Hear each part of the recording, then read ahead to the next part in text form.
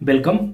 आज मैं आप लोगों को HB electrophoresis by HPLC method ये बताऊंगा। ये जांच है, ब्लड टेस्ट है जो कॉमनली रिकमेंड करा जाता है। तो इसके बारे में जानकारी दूंगा कि एक्चुअली में होता क्या है। HPLC की जांच या HB इलेक्ट्रोफोरेसिस की जांच क्यों करवाते हैं, सैंपल कैसे लेना है, क्या सावधानी रखना है और कितने की होती है, नॉर्मल वैल्यू क्या होती है जो HPLC में आती है, उन सब विषयों पे थोड़ी सी जानकारी दूंगा। तो HPLC का मतलब होता है हाई परफॉर्मेंस लिक्विड क्रोमेटोग्राफी। अब अगर बात करें HB इलेक्ट्रोफोरेसिस की, तो HB इलेक्ट्रोफोरेसिस का मतलब है कि जो इंसान के शरीर में हीमोग्लोबिन है उसको सेपरेट करना, कि अलग अलग किस किस टाइप की हीमोग्लोबिन उसके शरीर में है, इसको HB इलेक्ट्रोफोरेसिस के द्वारा देखा जाता है। HB इलेक्ट्रोफोरेसिस की बहुत सारी मेथड होती है। अल्कलाइन इलेक्ट्रोफोरेसिस है, कैपिलरी इलेक्ट्रोफोरेसिस है, साइट्रेट अगार है, राइट, आइसो इलेक्ट्रिक फोकसिंग है, HPLC है। तो आजकल जो HPLC मेथड है वो सबसे ज़्यादा पॉपुलर है और ज़्यादातर जगह जब आप HB इलेक्ट्रोफोरेसिस करवाने जाएंगे तो HPLC मेथड के द्वारा ही करके मिलती है। कॉमनली यही परफॉर्म करी जाती है HPLC के द्वारा।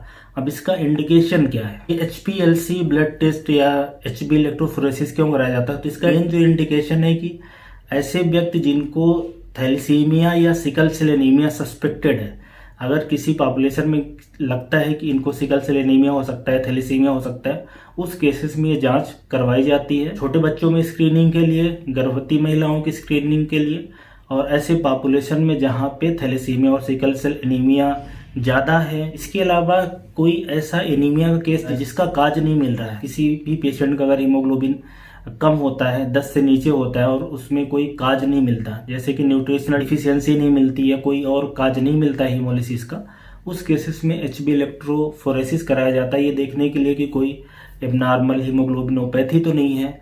और इसके अलावा जो ट्रीटमेंट है उसकी मॉनिटरिंग के लिए, अगर मान लो कोई सिकल सेल एनीमिया का ट्रीटमेंट ले रहा है या थैलेसीमिया का ट्रीटमेंट ले रहा है तो उसकी मॉनिटरिंग के लिए करवाया जाता है। तो मोटा मोटा ये हिसाब है कि जब भी हीमोग्लोबिन की वैल्यू कम हो और उसका कारण ना समझ में आए, स्पेशली न्यूट्रिशनल डिफिशियंसी ना समझ में आए, कैंसर नहीं है, राइट, ड्रग इंड्यूस नहीं है एनीमिया, उस केसेस में ये HPLC की जांच या HB इलेक्ट्रोफोरेसिस की जांच करवाई जाती है। अब इसमें जो सैंपल लिया जाता है वो ब्लड का सैंपल होता है, जो ब्लड का EDTA सैंपल है उससे ये जांच करी जाती है और इसमें कोई स्पेशल प्रिपरेशन की जरूरत नहीं होती, कोई फास्टिंग सैंपल नहीं चाहिए, जब समय मिले उस समय इसको लगाया जा सकता है। और ये एक तरह से पैथोलॉजिकल जो लैब है उसमें जांच होती है।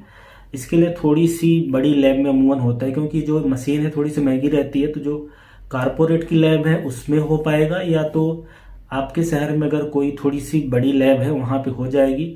अगर रिजल्ट की बात करें तो रिजल्ट सेम डे मिल जाता है अगर उसी लैब में हो रहा है, और अगर सैंपल को बाहर भेजते हैं तो 2 से 3 दिन का समय लग सकता है। अब अगर मैं इसके थोड़ा सा प्राइस की बात करूं कि ये कितने की होती है, तो इसका जो प्राइस है लैब टू लैब वेरी करता है, शहर टू शहर वेरी करता है, पर जो मेन कारपोरेट की बड़ी बड़ी लैब्स होती है उनमें रेट 700 से 900 के बीच में रहेगा। तो एक मोटा हिसाब ये मान लो कि 1000 के आसपास में HPLC की जांच होती है। और अगर इसके थोड़ा सा मैं रिजल्ट के बारे में बताऊं, नॉर्मल रिजल्ट, तो इसमें जो हीमोग्लोबिन होते हैं, वेरियस टाइप के शरीर में जो हीमोग्लोबिन होते हैं उसके बेसिस पे ये इंटरप्रिटेशन निकाला जाता है कि किसी व्यक्ति में कोई हीमोग्लोबिनोपैथी है कि नहीं है। तो इनिशियली जब कोई न्यूबॉर्न होता है, बच्चा पैदा होता है, तो उस समय उसके शरीर में HbF का लेवल ज़्यादा होता है। उसके बाद जैसे जैसे एज बढ़ती जाती है तो 3 मंथ के बाद जो HbF है वो एडल्ट हीमोग्लोबिन में HbA में कन्वर्ट होता जाता है, और 1 साल के अंदर जो HbF का लेवल है वो एकदम से कम हो जाता है, लेस देन 1 या 2% रह जाता है, और जो नॉर्मल एडल्ट हीमोग्लोबिन है वो उसके शरीर में बन जाता है। तो नॉर्मल कंडीशन में ऐसा होना चाहिए कि HbA की वैल्यू मोर देन 90 to 95% होनी चाहिए, मोर देन 95% ज़्यादातर केसेस में रहती है, और HbF की वैल्यू लेस देन 1% रहती है, और जो HbA2 है, HbA2 की वैल्यू लेस देन 3% या 3.5% होनी चाहिए, है नॉर्मल केस में जो HPLC की रिपोर्ट में रिजल्ट आता है। लेकिन अगर कोई एबनॉर्मल हीमोग्लोबिनोपैथी जैसे कि थैलेसीमिया का केस है, माइनर का केस है, तो HbA2 का लेवल बढ़ा रहेगा, और अगर थैलेसीमिया मेजर का केस है तो उसमें HbF फीटल हीमोग्लोबिन बढ़ा रहेगा और नॉर्मल एडल्ट हीमोग्लोबिन कम हो जाता है।